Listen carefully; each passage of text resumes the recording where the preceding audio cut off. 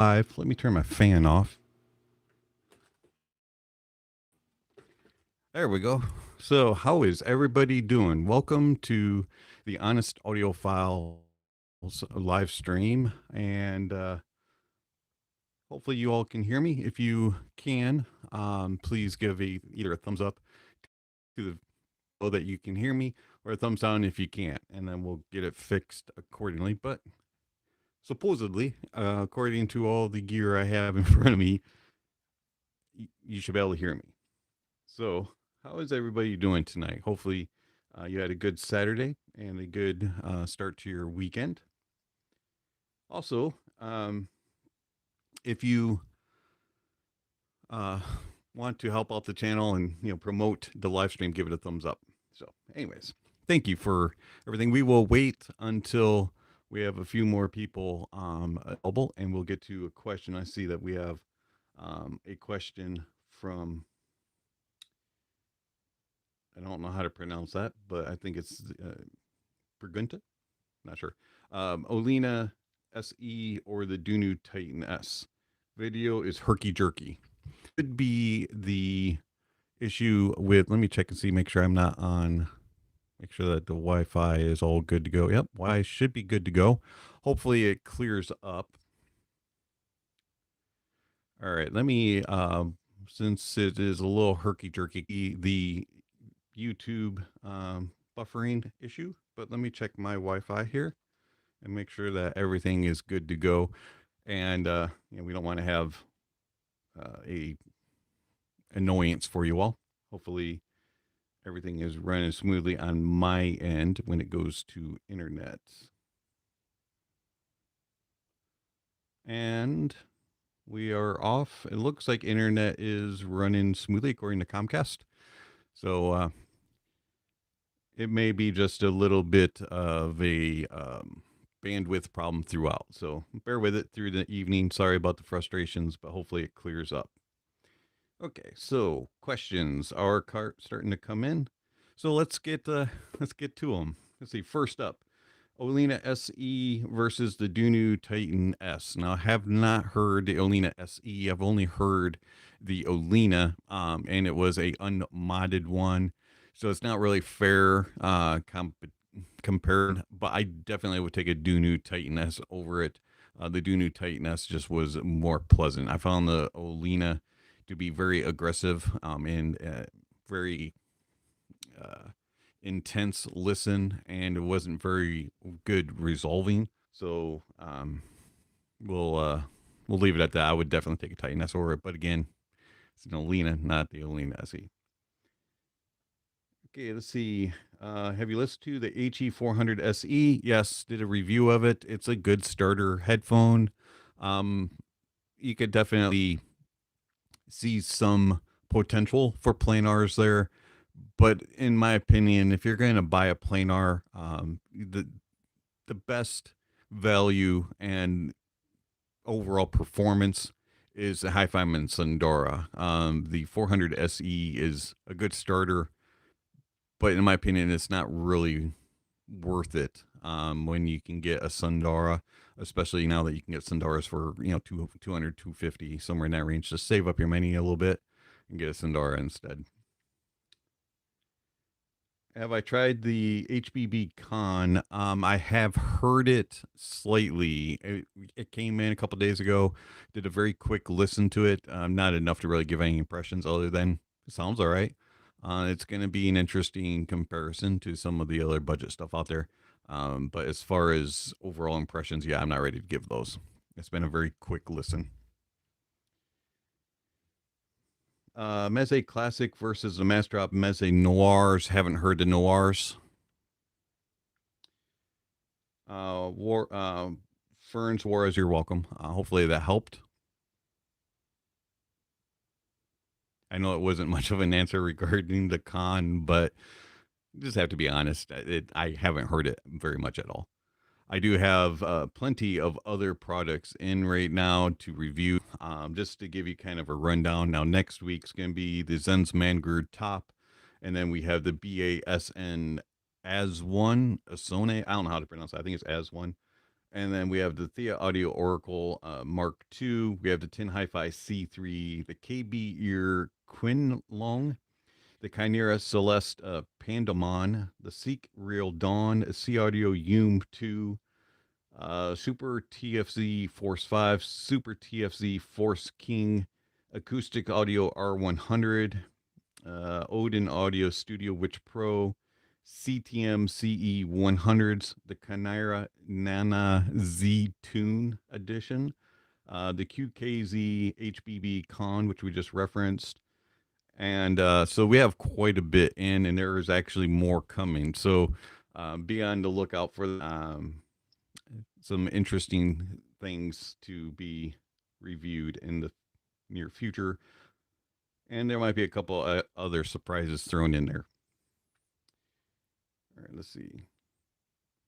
Best pads for the Fostex T50 RP Mark III. The pads that I liked on them, I'm trying to remember. So the only T50 that I have, Mark III, that I have in house right now is my Vibro Labs, and that has been altered. It only has T50 Mark III drivers, so it's circular. So on those, I use brainwaves. I'm trying to remember on the other Fostex that I had. I did Mr. Speaker's Dan Clark Mad Dog pads, the alpha pads. Those were really good on them.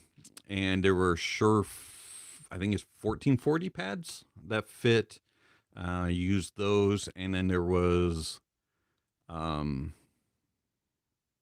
can't remember what the other one. I think it was Brainwaves. They were all leather pad except for the short pad, though. I'm pretty sure of that. Sorry, it's been a long time since I used T50s. You're very welcome for everything, John, and I'm glad that you enjoy the channel and that you appreciate it. Thank you very much. I appreciate that, and I'm glad that you find it helpful and useful. So what's your favorite DAC amp combo for hi-fi min under $500? Any particular hi-fi min or just hi-fi min in general? For the amplifier, I would have to go with the Drop THX 1 linear, and so that costs about $150, $200 depending if it's on sale. As far as a DAC, that's a good question. Haven't reviewed a ton of DACs under 500. I need to actually look at my cheat sheet. So give me a moment here. Let me take a look real quick. And let's see. If you want to go really cheap and you just want to use it as a DAC, you could do the Venture Electronics Megatron. It's not the greatest ability, but it is a good solid little DAC. And that would it's only $100. Let's see here. Another one that's excellent is, and it's not made anymore, unfortunately, is a Grace Design SDAC, unfortunately. But you could go with the IFI Zen DAC if you want a warmer sound. Just the Gishelli Labs J2 would probably be my pick, though, for DAC to pair up with a hi-fi min, and the Drop THX AAA 1 linear. So if I really had to nail down something, that would probably be the pick. You could also, if you can get it, if it's still available, another really solid option actually is Monoprice Monolith THX AAA 788. It is a DAC amp. It is actually a combo integrated, and it's a very, very solid unit, and it sounds really good with hi-fi mins. But I don't know if they're being produced anymore or if they're still available. Another one that's a little bit on the warmer side, but would pair very well with a 1 linear, is the Aeon X1S GT. All right, I know that's kind of a broad pairing, but it'll give you a couple options. So the one that I would pick for myself personally with the Drop THX would be the Gishelli. All the others, if I want a little bit warmer sound. Okay, let's see here. What other questions are out there? Have you listened to the shit niche PD, or Pete.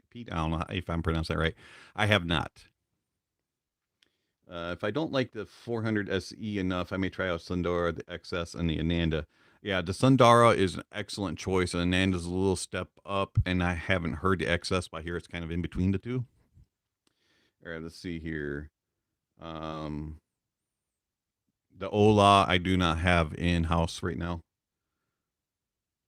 Lav Audio DS600 or the DS601. I have heard of Lav Audio. I don't think I've heard one of their. I heard the DS400, the smaller one. Get in the 600 to give that a try. I do like Lav Audio products. They are actually very good.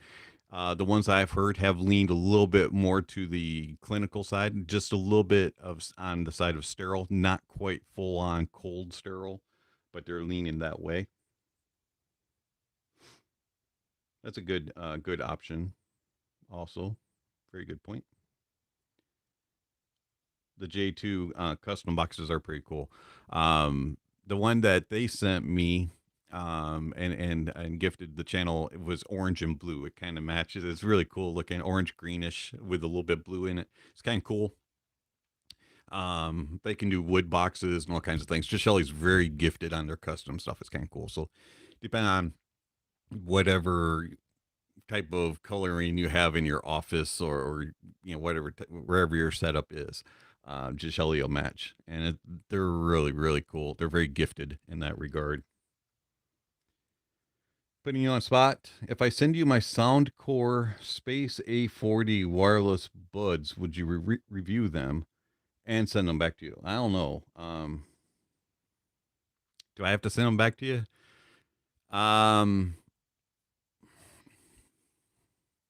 Not really into true wireless. And I would prefer not to review them, to be honest, because I'm not in that field. So I feel like I'm not qualified enough to give a review, because I don't use them in their proper settings. And that's just me. I just have no interest in true wireless. I'm kind of old school.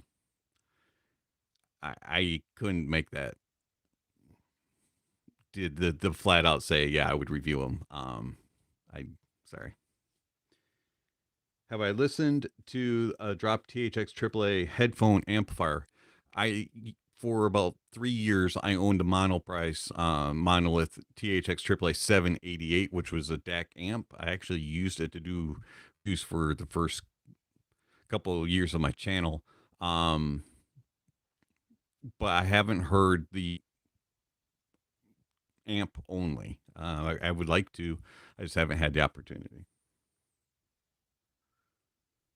Do you plan to review Tin Hi-Fi C3? Yeah, it's on my list.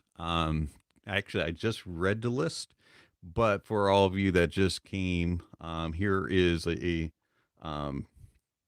quick listing. Again, we have the Mangird Top, the BASN as one, which are getting reviewed next week. And then we have Thea Audio Oracle Mark IIs, Tin Hi-Fi C3, KB Ear Quinlong, Kynear Celeste Pandamons, which are their new planar, which replaces what was their other model?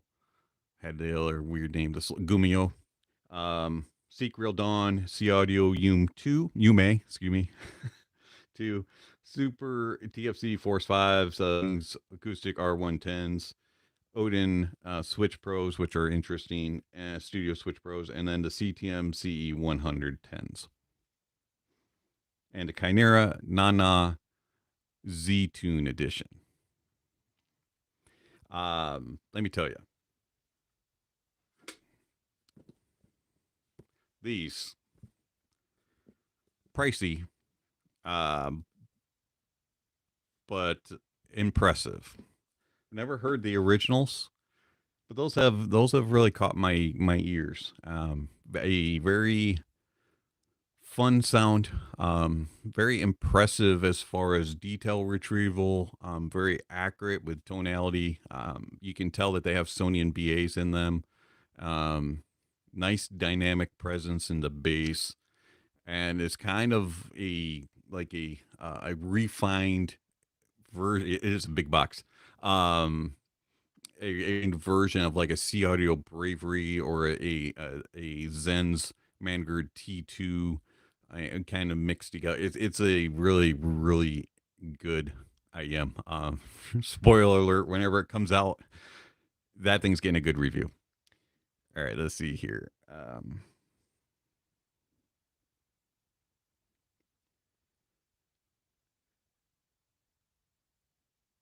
Vio M11 Plus versus the M11S. I haven't heard the M11S. I've only heard the Plus ESS. Um, but most people say that they're very similar. The only difference is that the ESS has a little bit more of a cleaner sound, whereas the other one is a little warmer sound. But I can't confirm that. I haven't heard them. But the M11 Plus ESS, fantastic DAP. Have I tried the Tanzu Zettenwu HBB Heyday? Actually, I have. That one actually is not on my list that I just read. That one's in house too.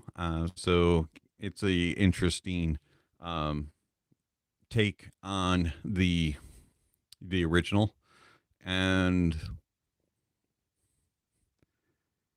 I think it's going to kind of be like the other collaboration that happened with the original Yume by Kryn. It's going to be, I think you're going to have some that prefer the original and some that prefer the newer Heyday, and it's just going to come down to preference because they do kind of alter the sound signature a little bit, especially with tonality. So I'm not going to spoil which one I like better. Any balanced hi-fi man cables, $100 or less. Yeah, you can get a few out there that are made. You could go to, I haven't talked cables in a long time. Give me a second. My brain is not working tonight. I can Periap. There we go. Periap audio. They depend on the length of it. Would be you should be able to get it under $100. You could also get a Fog City Audio. That's Fog City. They're out of San Francisco. They make very nice cables, fairly cheap, probably somewhere in about the $60 to $80 price range. Same thing with Periap. Those would be about my two go-tos. Heart cable's another one. I do not have experience with heart cable, but several of my friends do. They love them, so they would be another solid option. Thank you for pointing that one out. All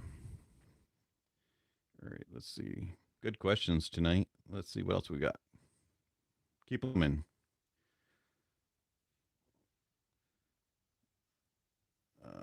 Let's see, big box. Yeah, it's definitely a big box. Yes, there is that is a sticker for Zeos and the IEMs themselves. Let me see. Oh, here's the Tanzu Heyday, by the way. This is their box.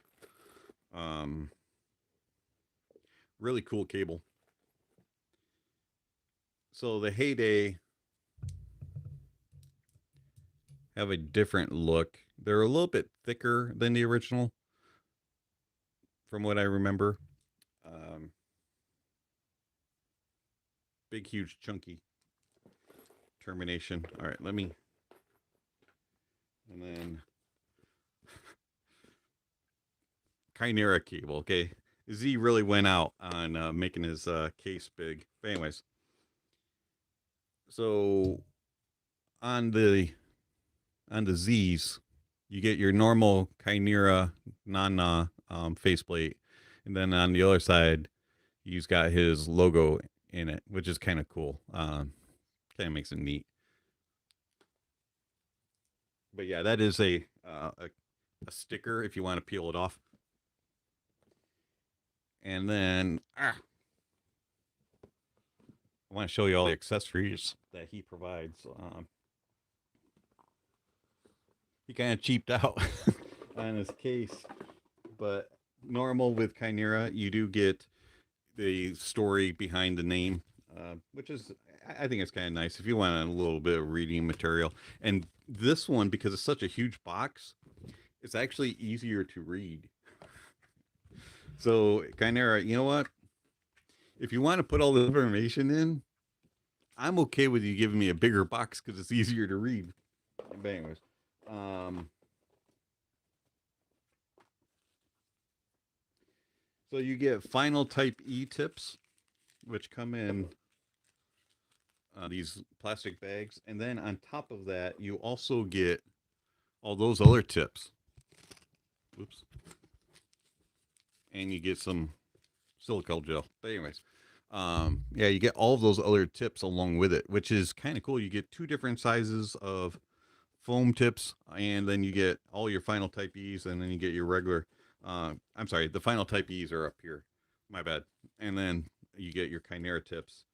Um, so he included a lot with it, and the cable is really, really nice. I like the cable that Z chose as well. Um, so Chimera and Z did a good job on it, in my opinion. And the sound matches. Now the question is, the price tag is, was it coming out like $950, something like that. A little steep. A little steep. All right, so let me put all this away before something happens to them. And the other nice thing is I do like the way that cables are going now with the terminations being changeable. It's a very nice touch by all the manufacturers doing that. Some of them do it better than others. Some of them are still a little bit clunky and large, and then others are a lot smaller. But Tanzu also did a really nice job with their cable, and the termination is just a little bit bigger than the Chimera one. All right, get all that put to the side here. Get back to the questions. Okay, let's see here.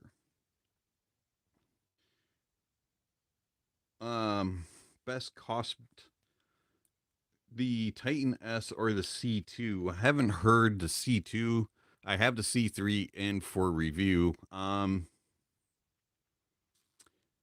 Two different types of sound signature. C3. We'll use that as an example instead. C3 was is a little bit more warm and fun and engaging, and the Titan S is a little bit mid forward and a little bit more monitor leaning, and very much instrument and vocal focused. So it kind of depends on what you're going for. If I was the one choosing, I would go with the Titan S because I prefer that sound signature. I'm looking for the monitor, more natural sound.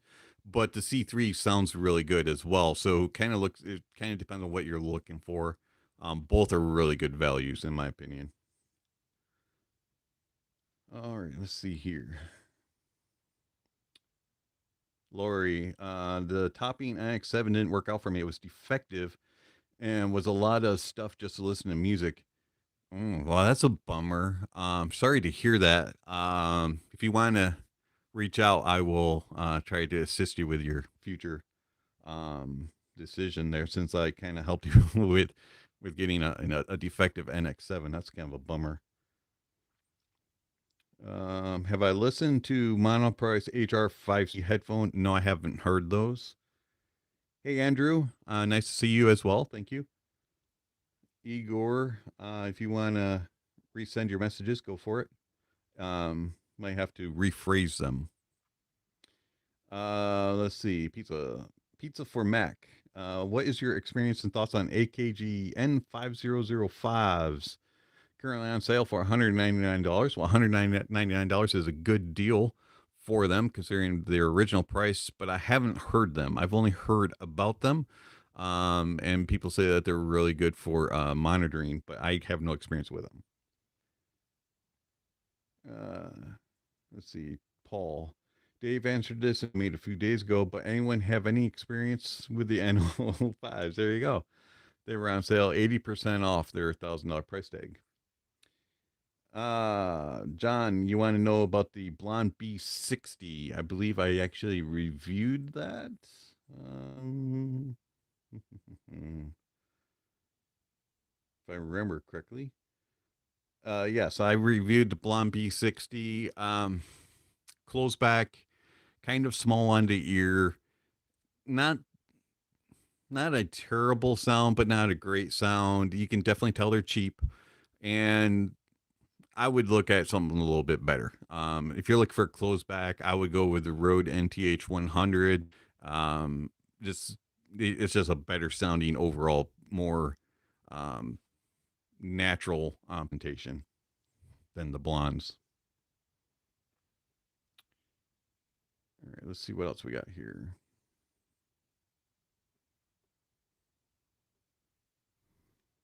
What I am is that with the blue cable, that was a Tanzu Heyday, the HBB version of the Wutan Z, or what, however you pronounce it. Um, mm, that Tanzu is $200, I believe, and the cable is very nice. All right, let's see here.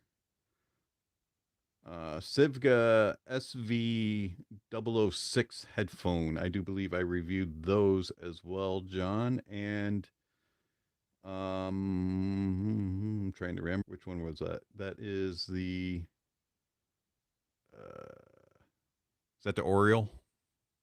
Sivga. Sorry, I don't remember which bird they named that one off of. Let me fix my camera. There we go. Sivga has so many different names, so I would recommend you check out my tier list and see if the gear is on there. I do apologize. I don't remember the SV06. If I did remember, if it's either the Oriole or the Phoenix,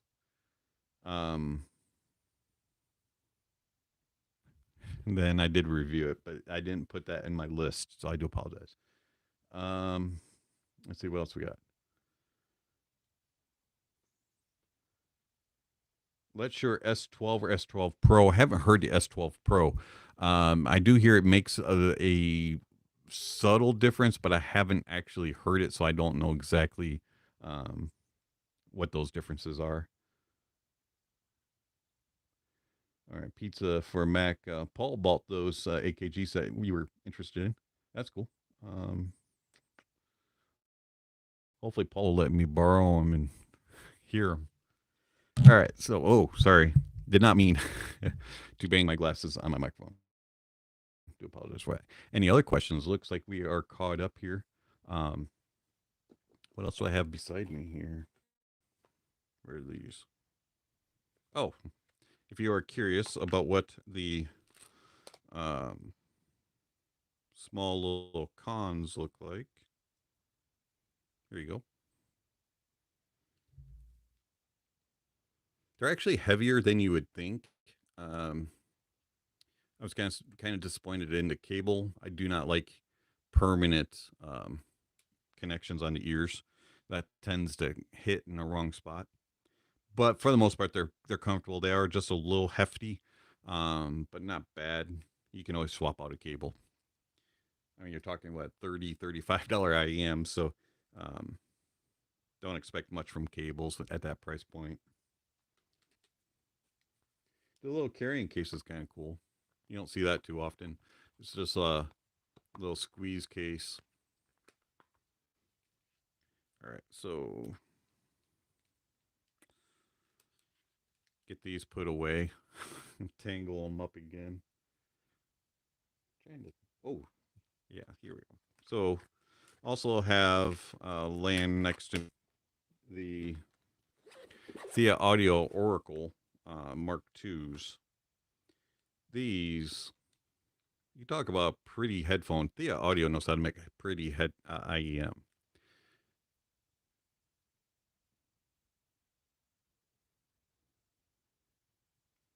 Very comfortable, even though they're chunky in size.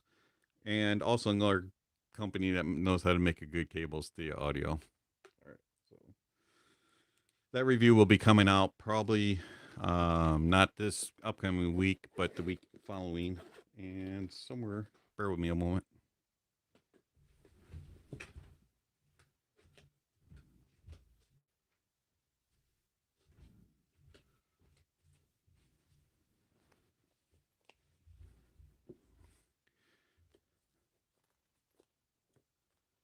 by the way. I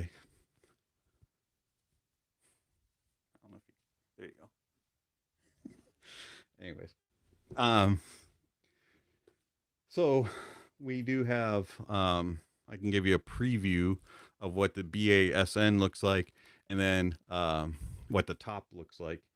So the top from Zen's Mangard. This also, just like the Oracle, is a very pretty IEM. They're another company that really knows how to make pretty IEMs. This one's greenish, like blue. In the right light, you can get the blue and green sparkles on the bottom. Very, very pretty. It has a very nice back to it with the wing. Extremely comfortable.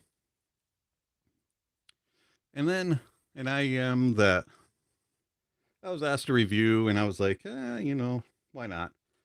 Do something a little different. It is a planar, and that is this from BASN. I've never even heard of the brand, but they give you a ton of stuff. So you get pretty standard cable, but it's not, it's not bad. These run, I think, a little over 100. They do connect with MMCX, which I'm not a huge fan of. A ton of different colors for faceplates. You can get them all kinds of colors. Pretty standard shell, but it's not a bad little build for a company I've never heard of before. And then the accessories, you get like a little cable clip, 1/4-inch adapter, your cleaning tool, and then they also include another cable with a microphone, and you get quite a few tips. So I mean, they include a nice package considering that it's a company that probably not many are really interested in or have never heard of, and it's their first offering of a planar. We'll see. That review comes out on Friday. The Zen's Mangard top will be Tuesday.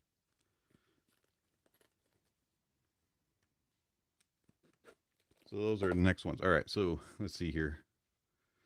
What are my top 3 planars at the moment? Top 3, we have the Tin Hi-Fi P1 Max, the Shure S12, and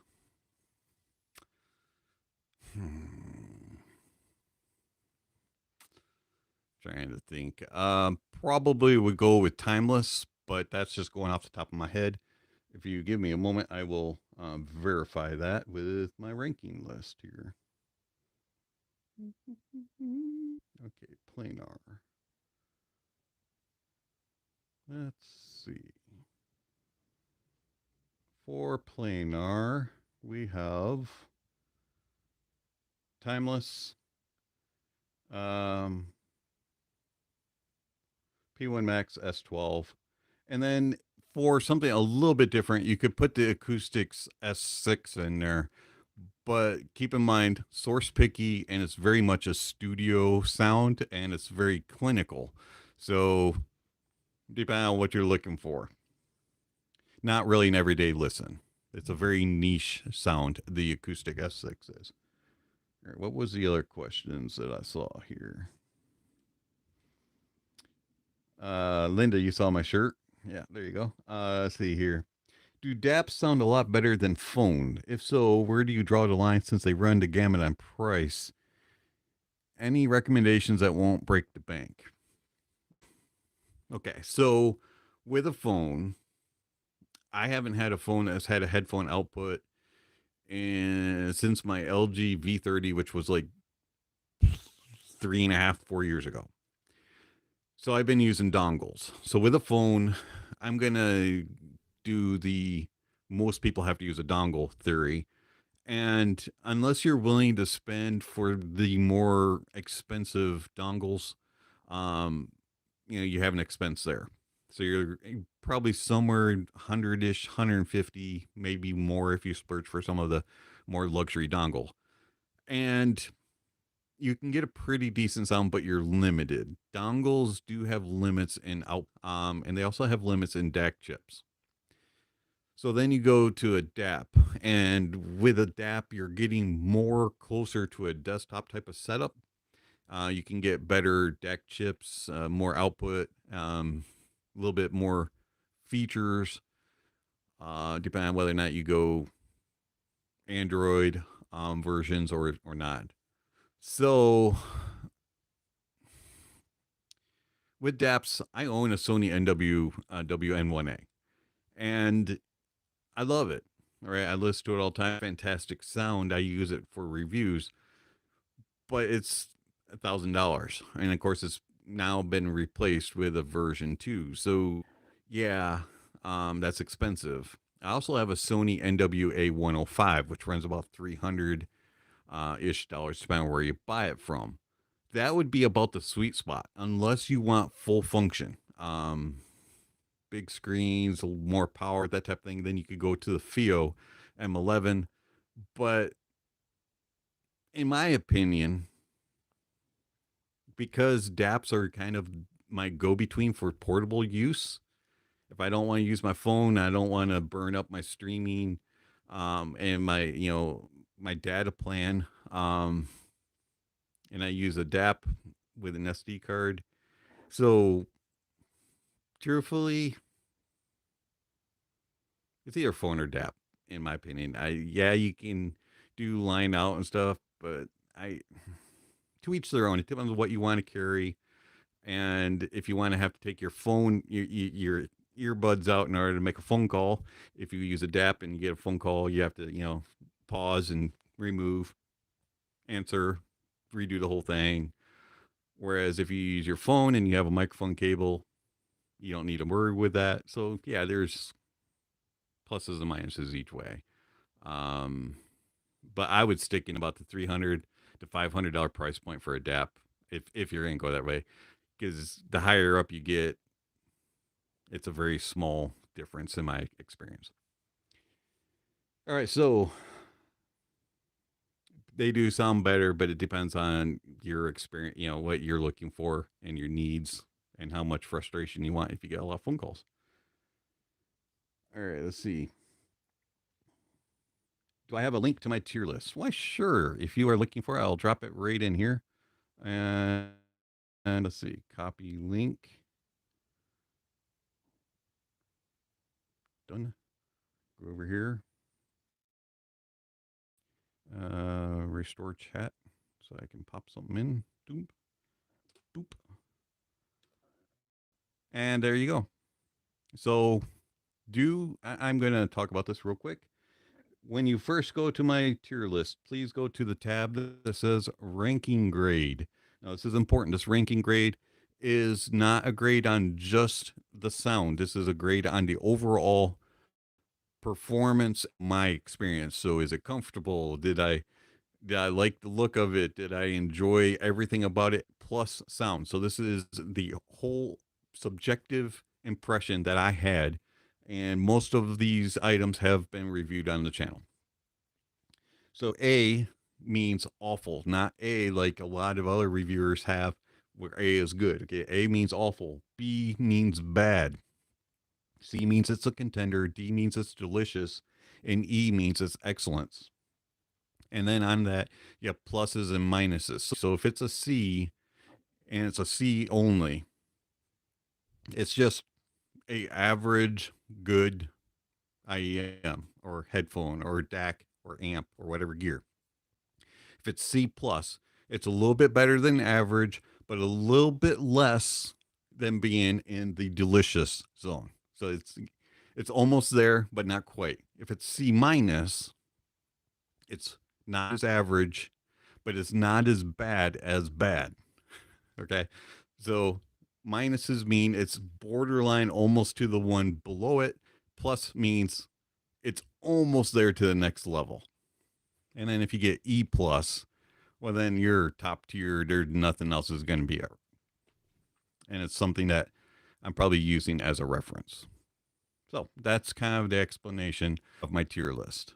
On the tier list on IEMs, I do have it broken down to what type of driver in it. And so you can sort all of those that way. Headphone wise, I haven't put that in yet, but I may do that at some point, may sort that column into it. And then DAX amps and all that are pretty explanatory. Hopefully that helps.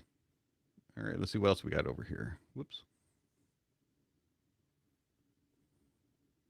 Okay, get my, bear with me a moment. I have to swap computer screens here.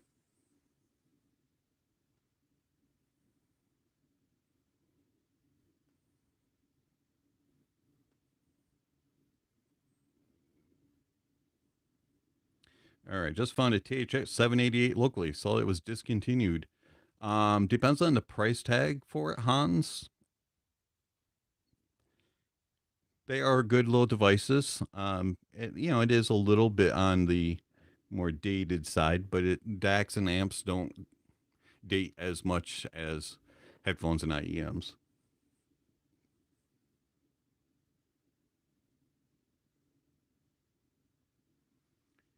All right, so let's see. My experience with DAPs is yes, they do sound better than your phone, but the user experience can be clunky, and also yes, they do cost more. Yeah, exactly. That's kind of what I was trying to explain when I was talking about it. Kind of depends on your use and what you're looking for. The other nice thing about DAPs is if you don't have a true desktop setup, an external DAC and amp or something along those lines, you can use DAPs with line out going into various things. So they can kind of be that go between, but they can be very expensive. Get a FIO BTR7. Haven't heard one. Sonny, I don't understand your first comment. And then let's see. Hi there. I'm planning to get an HD 600 upgrade, 660S Edition XS Ananda Civga SVO 23s. What would be the easiest to drive? Haven't heard the XS. The 660S and SVO 23s are both kind of easier to drive, and the Ananda being planar can be a little fussy. Depends on what you're using, but either the 660S or the SVO 23s would be the easier. Personally, I would pick the 660S SVO 23, but SVO 23 was a very lovely headphone. I did enjoy it when I reviewed it. Let's see, you love the Hibby DAPs. They have not held up like they should for the cost. That's a bummer. I have not heard a Hibby DAP yet. I've only heard their dongles, but I've heard good things about the Hibbies, other than they can be a little bit annoying user interfaces and not the best quality build. I have with the Hibbies I have, which are the FC3 and FC4. I haven't had any issues. I've had some other friends that have said that they've had issues. Ooh, the battery is soldered in. Well, that's not good. Shanling M3X. I had one of those in for a while. They're actually pretty solid. I like those little devices.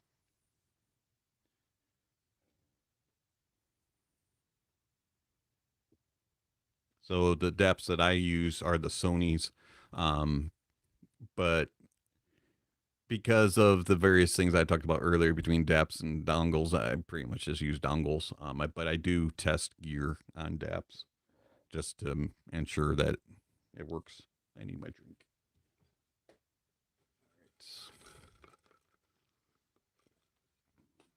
So tonight we are drinking sparkling ice. Let's see, strawberry watermelon. Nothing special. No coffee. I did have coffee this morning though, so actually, what did I have? It was I can see the back. Small Planes. That's the name of the company. Small Planes. It was good stuff. Or any other questions, comments, concerns, anything like that? While we're sitting here waiting for some questions to come through, just wanted to give a friendly reminder. If you enjoyed the live stream so far, give it a thumbs up. If not, I understand that you might have to do it down. And there are all kinds of ways to contact us. You can do through chat, super chat, all that kind of stuff. And then if you have questions that you don't want to ask in the chat, but you want to ask me directly, you can send me an email, and there's a link in the description. Unrelated. Oh, no, it's related. This is related because coffee and music go together, at least in my opinion. Do you own an espresso machine, or do pour overs for coffee? Okay, so for coffee, I do not own a actual espresso machine. I have one of an espresso automate one of those. They use like, they're like K cups, but they're not. And it's through Starbucks. I don't really use that machine anymore. It was kind of clunky to use. But my actual coffee is I like to grind the beans and then do a pour over fresh every day. All right, let's see. I do have I do French press also, and also I do have a machine, but that hasn't been used in a good while. Now, question for you coffee people out there. Do you notice a difference using paper filters or using a mesh filter when you do pour over? And also doing French press. As you're adding your water in, do you stir it or do you just let it all settle and then stir it afterwards? Let's see. Oh, nice. You do pour over in a V6. Nice. Nespresso original line. It was like a Nespresso, but it was like a little like a sub brand made specifically for Starbucks or something. But it looked like a Nespresso. It was this little itty bitty like cup that was kind of fat. Um, let's see. Hippie has a warmer, punchier sound than Fio. It also has great resolution, but it failed too quickly. That's paper filter is best. Yeah, absolutely. I agree with that. I think that paper filter tastes more clean and clear, and it removes a little bit of the more acidic, and you get like a more robust type of taste with paper filter. Whereas with mesh, it's almost like it runs too fast through, and so it doesn't purify it and clean it as well, and so you don't get as much clarity in your coffee.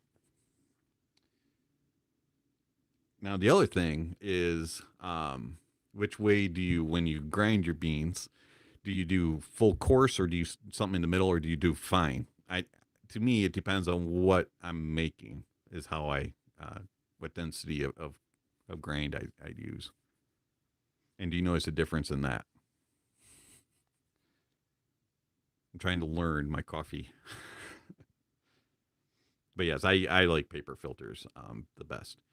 I have done paper filter inside of a metal before. Paper filter is Placido.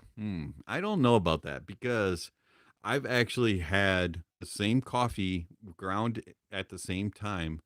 One cup made with pour over and one made with a paper filter, and then one with a pour over made with metal mesh filter. And it actually tasted more robust and creamy and full bodied with the paper filter. And I made it exactly the same.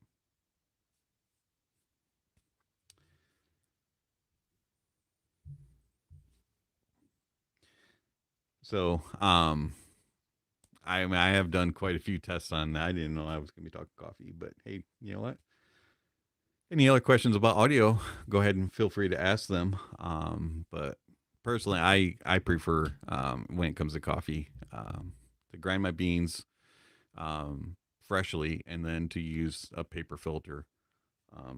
If I'm in a hurry, I'll use a metal filter just because it does kind of trickle through a little bit faster. Any other questions, comments, concerns, anything of the sort? Quiet Saturday night. Right, this Saturday, right? Whew. It's been a long week.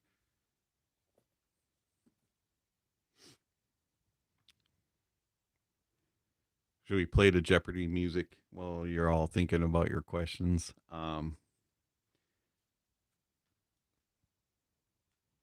So on my list of stuff, I'll ask you all that are in here. Oh wait, hold on. If you ever want to up your coffee, buy a fellow Ode V2 grinder. Okay, $300. Oh, whew. But it completely changes your coffee taste for the better. Hmm. Is type of all right, I'm gonna have to look that up. Fellow oh hold on. I gotta look it up. Fellow Ode V2. Okay, let's see. Fellow Ode V2. So it's a burr mixer, right? Yeah, okay. So it's a burr grinder. Well, that's cool looking. It's a lot better than my little Krups. $345 currently on Amazon, in case you were wondering. It weighs 10 pounds. Wow.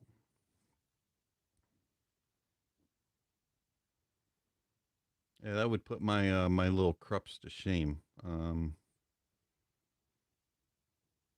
Okay, I'll have to look that up. I put it on my Christmas wish list. See what my wife thinks when she sees a $300 coffee grinder on it. All right, let's see what else we got. Thank you for let's see. Too big of a hurry, you just chew the beans as you go. Um, so I don't know if you've ever tried. They do make the like chocolate covered coffee beans, and I don't mind coffee, flavor, but there's chewing the grittiness that just kind of like, if they now coffee ice cream, that's not bad, especially the Tillamook brand. That's good stuff. All right, let's see here. What's the best upgrade from the Hi-Fi 400 SE? I would go with Sundara. Okay, so Lori, bringing it back to the topic at hand, audio. Let's see. We've spoken about rooms and their acoustics. Might want to hit upon that and remember my friend that has paid unbelievable prices trying for the holy grail of when it's really his room. Yeah, so a few weeks ago I was speaking with Lori and the topic came up about room acoustics and how that is overlooked a lot of times in speakers. And it's very true. It's a I can get a 10% discount if I order it from the fellow website. So I can get $30 off. Okay, I will tell that to my wife. So, anyways, room acoustics. So, uh, a lot of times with speakers, you'll notice that the review will happen, and they'll talk about how it does this and how it does that, and how you get this expansive sound stage, or how you get super good depth, and how you all this and that, and then you'll see in the comments a lot of times people will be like, I don't get that. I don't have that type of sound. I don't have, my stage is either small or a lot larger, or things like that. And so you really have to take into consideration, if you are looking at a speaker review, what type of room the reviewer is using, what type of gear they're using, but also on top of that, how your room is. So you need to know how it all kind of works together. So if your room is set up completely different, then and you have like a square room, and the reviewer had a really long, narrow room, that could really change your presentation. But here's the other thing that Lori and I spoke about, and that is that room acoustics also affect your headphones, and it'll also affect your what you hear, especially with open backs. Not as much as a speaker, but with an open back headphone, you do hear your outside what's going on around you. So if a reviewer is reviewing something, and my office is small, I'm in a normal sized type of room when I'm doing my reviews, but I do have a window with curtains, and I do have a random things on the wall, and so that can affect my what I'm hearing in reproduction wise with an open back headphone or an open back IEM. You may be listening somewhere else, and that has a really large open area, and so that may affect. So you have to take all that into consideration. Room acoustics do play a part in reproduction, no matter what you're listening to. And I thought that was a very good fact, and I'm glad that Lori reminded me of that conversation that we had. So just keep that in mind about like what sizes of rooms and things like that. And you might want to ask a reviewer, hey, what is your room acoustics kind of like? All right. Yeah, Pizza for Max says, that's a great point. The Sonos that you fell in love with at the audio store didn't wow me in the same way in the living room. Absolutely. Um, there's a lot of, if you think about how a store is set up, if it was a specific demo room like they have at a lot of stores, um, they're made specifically to make it sound really good and give you that wow. And then when you bring it home, your your room isn't set up like it was at the store. Might be similar, but you're not going to get the same presentation. You can afford both the Sundara or the Edition XX. I haven't heard the Edition XX, so I can't advise on that. Hans says the Edition XS has the bass. Sundara has a more natural sound.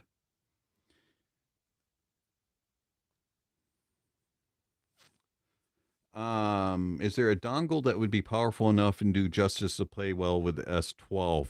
The dongle that I am okay with using for the S12 is the Hibby FC4. You could also get an Audio Engine DAC 3, and the Moondrop Dawn are all pretty powerful enough to be able to drive it to okayness. I prefer the S12 on desktop, but if I'm going to use it on portable, you need a pretty beefy amplifier or dongle. So something along those lines will help you a lot better. Any other questions? Any thoughts on what's been said? Any concerns?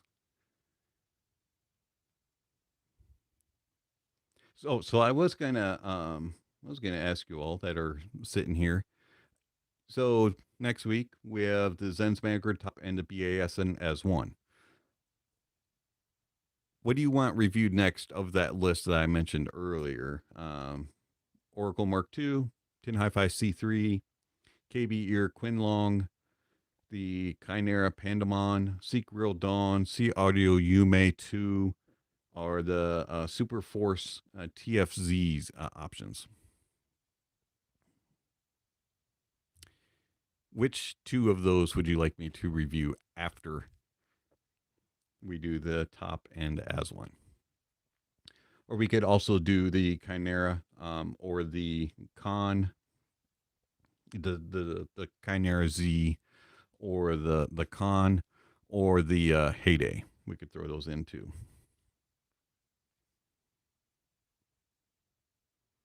So give me thoughts down below. I will then do a poll like I have been. That's going to be a new thing going forward for the channel, because I do want to get the community involved and kind of get you guys to give your choices of things to review that I currently have. Abdullah, yes, I have reviewed the Ananda. Any experience with a closeback Sundara? No, not yet. I've been told that I'm on the list review, but it hasn't been sent over. Okay, so Abdul wants the Yume too. That's a very good choice.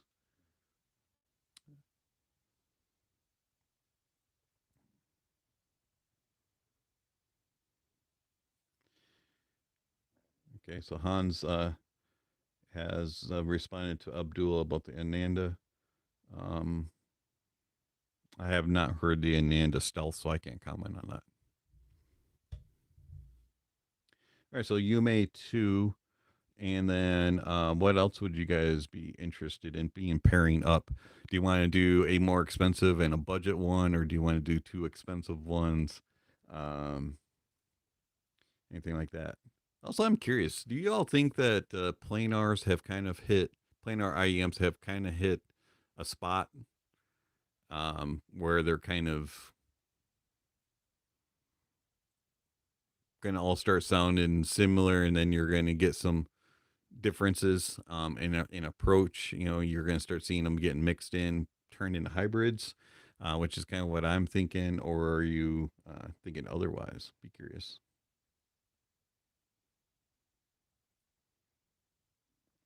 What's the deal with the change from the Harv?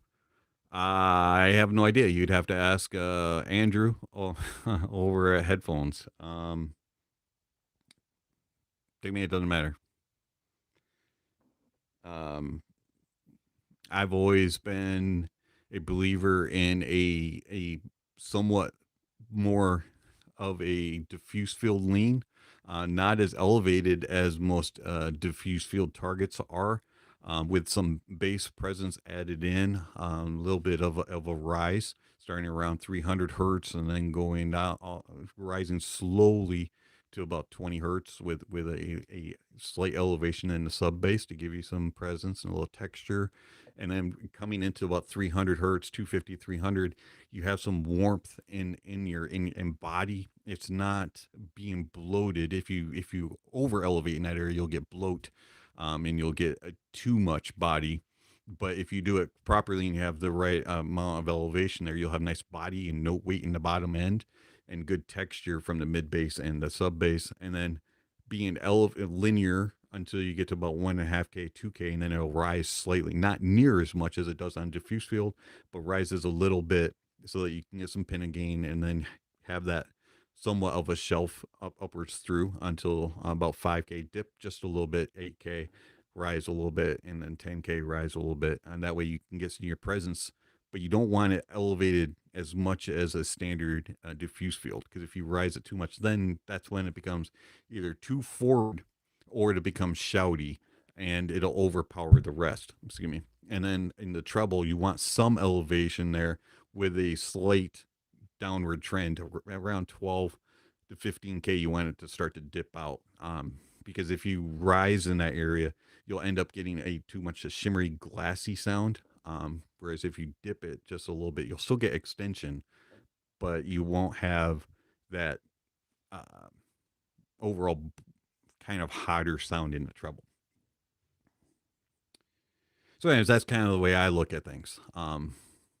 Is a lessened, elevated diffuse field with some bass and a slight extension, in the uppers.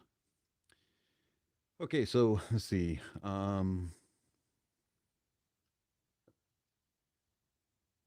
Abdullah and Pizza for Mac are discussing the Ananda.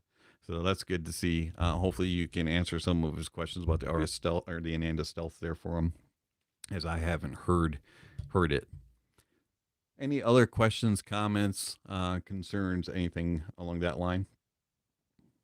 If not, I am going to start shutting down for the evening. I do have to get up early for church in the morning, as I run the soundboard over there, and gotta get all that set up.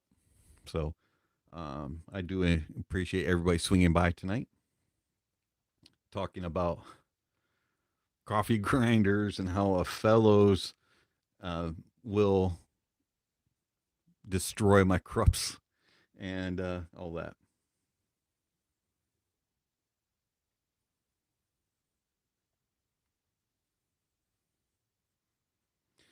Lori, for me, planars are harder to drive. Yes, they are. And many, in my opinion, don't want to invest in more expensive gear when there are so many dynamics that can be driven easily. That's very true.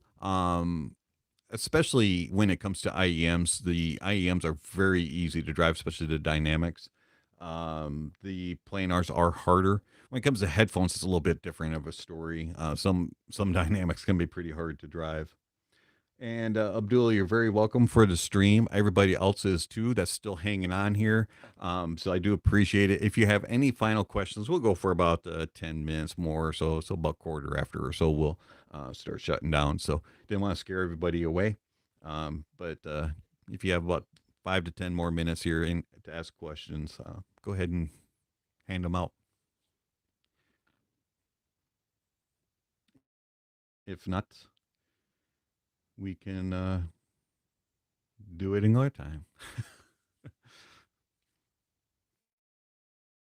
So, so Lori, is it going to come down to your Eagles and my Bills in the Super Bowl? What is your thought there?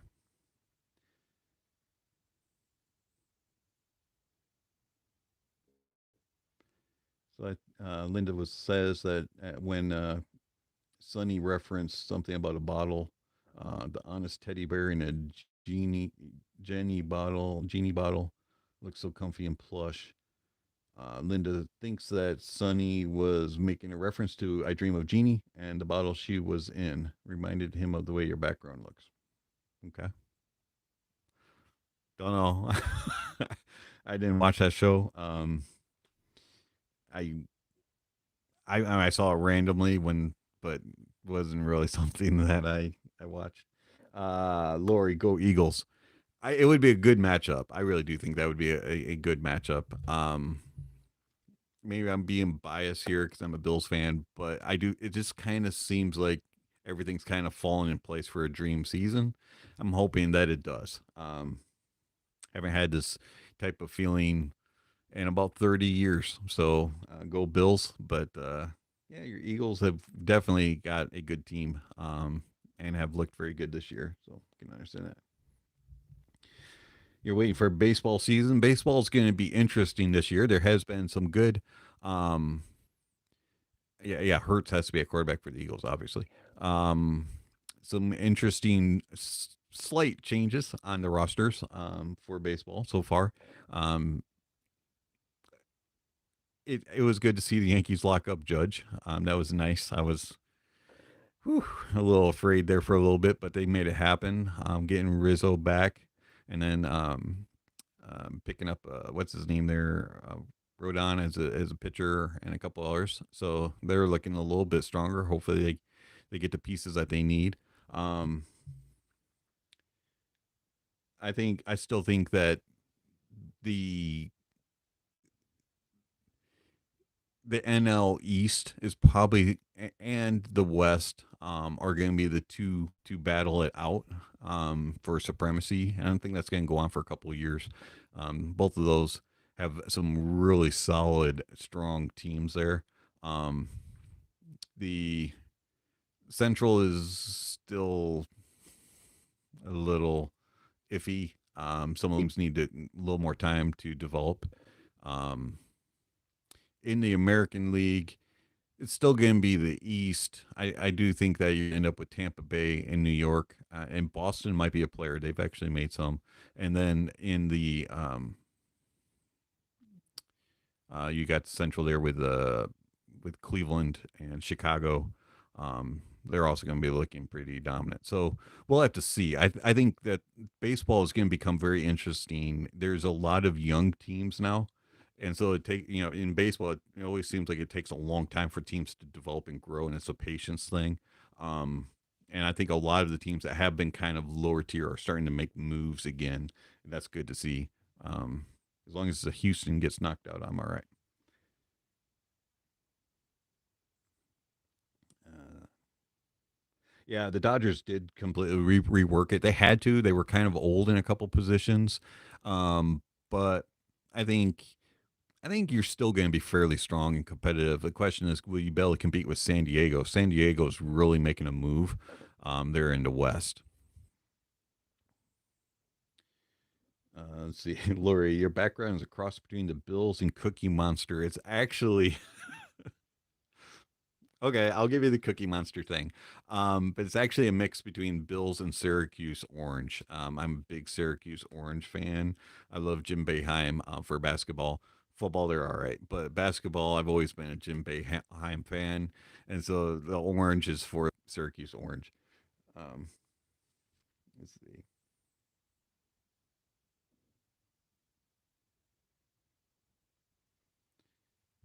Cookie Monster. I get that. I get that. I did have somebody say one time that it reminded them of Dora or something along those lines. Like, no, no, no, no. Not anything like that. It is sports related. All right, let's see. Agree about Houston. Yeah, like I'm all for there being so, some dominance and some really good teams. But there's just a couple of them, like in the NFL, the Patriots just drove me nuts, and it's not just because I'm a Bills fan. It was just the way that it was like always them. Kansas City is getting that way for me too. It's like, why does everybody have to be like gung ho fan of theirs, but you can't name anybody on their team or whatever. And Houston is that way for me in baseball, and they always have been. It's just kind of like, just no, pick another team. No offense to anybody that's a Houston fan. I mean, kudos to you. I'm glad that you like them, but it's just kind of like, can all the other kind of people that don't really have a team, do they can they pick somebody else? Can they bandwagon somewhere else? Just not New England, not Houston. Unless you want to do the Houston football team. I mean, Texans are not very good. All right, so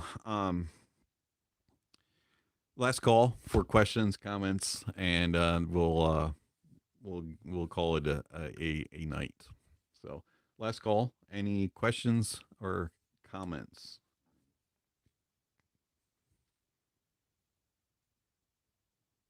We'll give you 1 minute. We'll do it that way. So when my clock ticks 12:14, which is 1 minute from now, if there's no questions, we will call it a stream. So thank you very much for everybody that has come. I do greatly appreciate it, and you all are great. And I love being on stream with y'all because we never know what we're going to talk about, and it can be audio, coffee, anything of the sort. So, all right. So, Lori, I'll give you a call at some point. We'll get that title or co-buzz. I'm actually doing a write up about that. I'm considering doing a video about it as well. I do have both of them right now. Subscriptions. I've actually purchased or set up subscriptions for Qobuz, Deezer, Apple, Amazon, Spotify, Tidal, YouTube Music, and I'm going to try to do a subjective comparison between them all. Up until now, until I've had them all, to be able to pick and choose and play whenever. Tidal has always been my pick over Qobuz, just by a little bit. I like both of them. And I think both of them, I've always thought both of them were the two premier ones to have as far as sound. But for me, Tidal just sounds a little bit more full and a little bit more accurate and a little bit more natural. Whereas Qobuz always tended to kind of sound a little bit more on the clinical side of things, a little bit leaning sterile. So I always kind of have lended my ears to Tidal, and that's the reason why I've been on with them for 4 years, because I've always thought that they sounded slightly better. So we'll see after the 30-day test period that I'm doing, seeing if that opinion remains. And I did give Qobuz a full listen today. I listened to them for it was about 6 hours worth of listening with Qobuz in my ears. So we'll see. All right, one other question. Best price to performance for a headphone and an IEM. Very subjective there. Depends on what you consider to be your budget. My favorite pick, someone just asked me, hey, what is your best overall pick for somebody on a budget? I'm going to go with the Rode NTH 100. And with an IEM, I would go with the Tin Hi-Fi T2. And that's if you're in the $150 to $100 price points. Being a vet title is less expensive. Yeah, they actually do have a lot of nice options when it comes to their when it comes to their pricing as in like discounts and stuff. I do believe that there's another one. I think it's Spotify maybe offers some discounts as well. I could be wrong on that though. What microphone is that? The white one? You want a mic thing? This is actually a Rode podcast mic. It is a USB microphone. In my opinion, it sounds really clean and clear. And I like it a lot. It doesn't quite sound as DSP as some of the other USB microphones that I've come across. All right, so I am going to. My foot got caught on my microphone stand. I'm going to call the live stream here, and we're going to sign off for tonight. Thank you for everybody that swung it by and asked questions and commented. And as I started to say earlier, I love these live streams because we can talk about anything from audio, coffee, to anything else in between. So thank you very much for all of the comments and all that. So I appreciate it very much. If you have any questions I didn't answer, or if you want me to contact you via email, please send an email. There's a link down below. Also, if you're interested in supporting the channel, all kinds of ways. PayPal, Patreon, YouTube member, that kind of good stuff. And then don't forget to give a thumbs up, thumbs down, and don't forget to enjoy your music, and that honesty is the best policy. We'll catch you next time. Love you all. Have a good night.